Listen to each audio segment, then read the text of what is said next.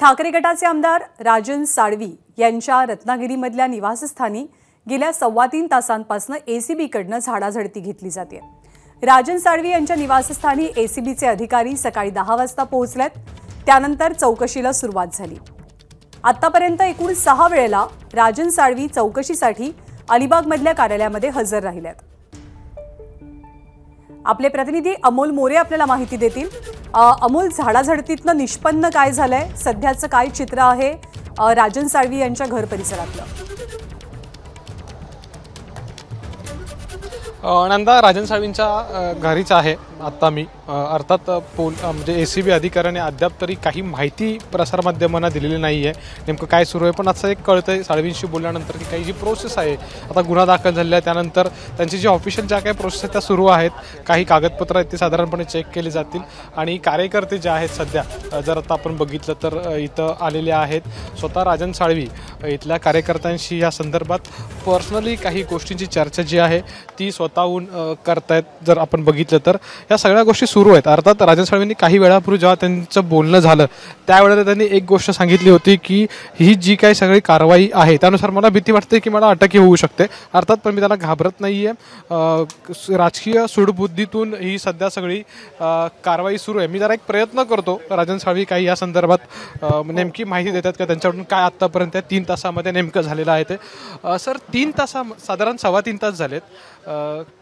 तुम्ही एकदम रिलॅक्स बसलेले आहात, माहिती काय मागितली नाहीये का तुमच्याकडे? तुम्ही काय काय दिलं आतापर्यंत जी आमची प्रॉपर्टी आहे त्याची मोजमाप, त्याची माहिती, त्याच्या सर्व गोष्टी घेण्याचं काम त्या ठिकाणी चालू आहे आणि चालू आहे त्या ठिकाणी। अजून माझ्यापर्यंत ते अजून माझं स्टेटमेंट घ्यायला अजून मला त्याने बोललं नाहीये।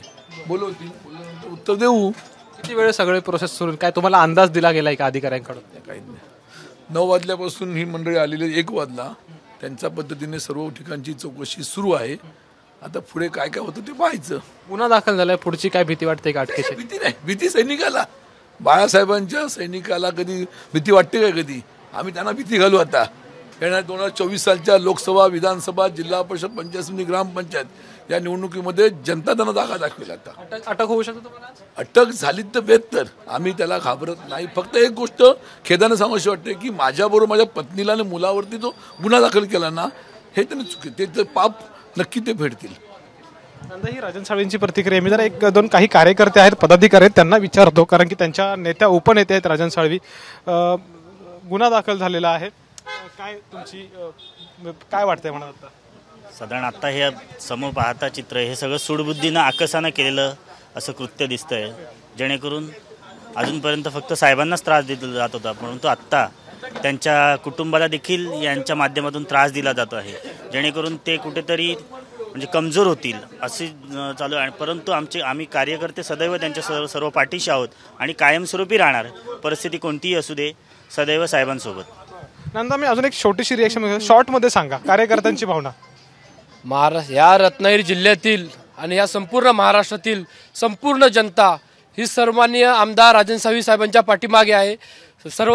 सर्वसामान्य आमदार आहेत, सर्वसामान्यांचे आमदार आहेत, सर्वसामान्य कार्यकर्त्याची जाण ठेवणारे नेता आहे आणि ज्या प्रकारे हा राज्य सरकार आणि ECB सन्माननीय आमदार साहेबांवर कारवाई करते, सूडबुद्धी राजकीय आकसापोटी कारवाई करते, त्यांच्या कोणत्याही आमिषाला बळी न पडल्यामुळे कारवाई करते, याची आम्ही जाहीर निषेध करतो आणि सर्वसामान्य जनता ही आमदार साळवी साहेबांच्याच पाठीमागे राहणार। राजन साळवी आगे बढ़ो, हम तुम्हारे साथ हैं, राजन साळवी आगे बढ़ो, हम तुम्हारे साथ हैं। नंतर कार्यकर्ते संख्या जी आहे आता इथं वाढू लागलेली आहे आणि पोलीस देखील या ठिकाणी काही प्रमाणात जे ते दाखल झालेले आहेत। अर्थात पुढच्या नेमकी कारवाई काय होते हे एसीबीच्या अधिकाऱ्यांकडून अद्याप तरी स्पष्ट झालेलं नाही आणि त्यासाठीच किंवा त्या कारवाईकडे सध्या प्रत्येकाचं किंवा त्याबद्दलच प्रत्येकजण नेमकं काय पुढे घडणार यासाठी वेट अँड वॉचच्या भूमिकेत आहे। नंदा, अमोल, धन्यवाद। वेळोवेळी ताजी माहिती जाणून घेत राहू। एबीपी माझा, उघडा डोळे बघा नीट।